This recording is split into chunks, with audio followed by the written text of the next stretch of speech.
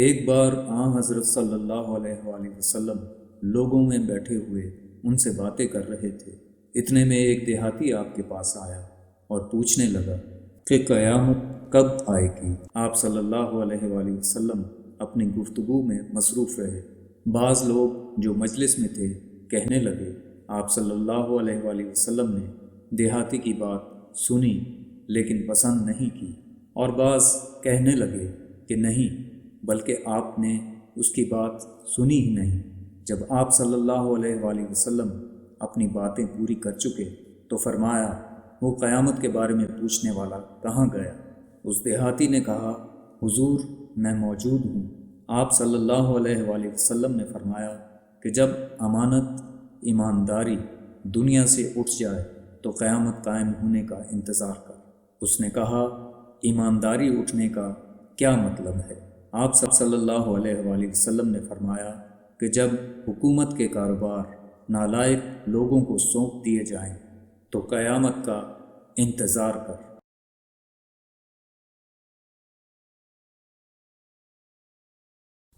حضرت صلی اللہ علیہ وآلہ وسلم نے فرمایا، درختوں میں ایک درخت ایسا ہے کہ اس کے پتے نہیں جھڑتے، اور مسلمان کی مثال اسی درخت کی سی ہے۔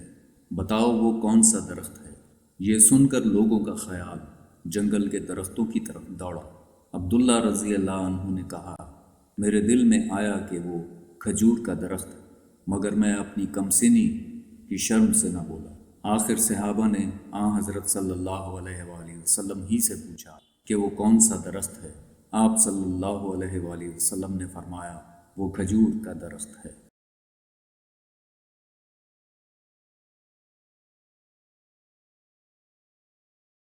عبداللہ ابن مسعود رضی اللہ عنہ ہر جمعرات کے دن لوگوں کو واعظ سنایا کرتے تھے۔ ایک آدمی نے ان سے کہا، اے ابو عبد الرحمن، میں چاہتا ہوں کہ تم ہمیں ہر روز واعظ سنایا کرو۔ انہوں نے فرمایا، تو سن لو کہ مجھے اس امر سے کوئی چیز مانع ہے، تو یہ کہ میں یہ بات پسند نہیں کرتا کہ کہیں تم تنگ نہ ہو جاؤ، اور میں واعظ میں تمہاری فرصت کا وقت تلاش کیا کرتا ہوں، جیسا کہ رسول اللہ صلی اللہ علیہ وآلہ وسلم اس خیال سے کہ ہم کبیدہ خاطر نہ ہو جائیں، واعظ کے لیے ہمارے اوقات فرصت کا خیال رکھتے تھے۔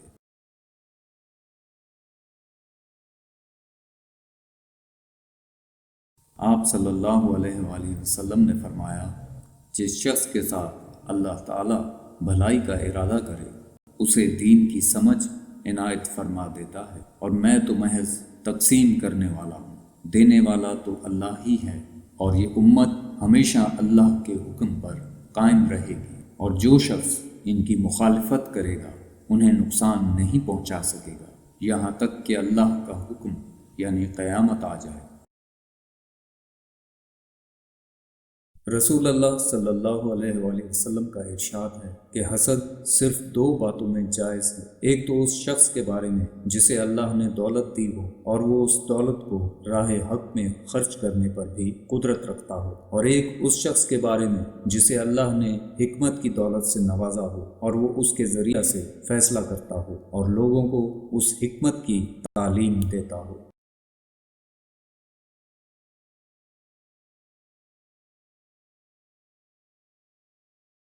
آپ صلی اللہ علیہ وآلہ وسلم نے فرمایا کہ ایک وقت ایسا آئے گا کہ جب علم اٹھا لیا جائے گا، جہالت اور فتنے پھیل جائیں گے اور حرج بڑھ جائے گا۔ آپ سے پوچھا گیا کہ یا رسول اللہ، حرج سے کیا مراد ہے؟ آپ صلی اللہ علیہ وآلہ وسلم نے اپنے ہاتھ کو حرکت دے کر فرمایا، اس طرح، گویا آپ صلی اللہ علیہ وآلہ وسلم نے اس سے قتل مراد لیا۔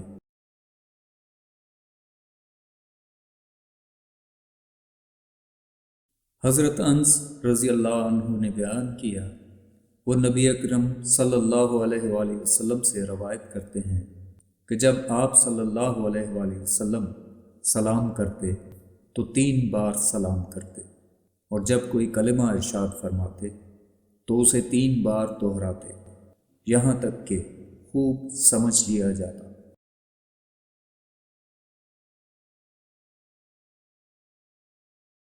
نبی کریم صلی اللہ علیہ وآلہ وسلم نے فرمایا کہ جو شخص مجھ پر جان بوجھ کر جھوٹ باندھے تو وہ اپنا ٹھکانہ جہنم میں بنا لے۔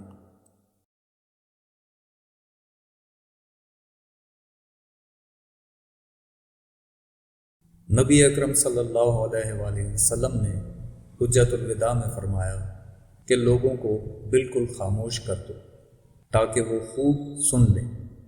پھر فرمایا، لوگوں میرے بعد پھر کافر مت بن جانا کہ ایک دوسرے کی گردن مارنے لگو۔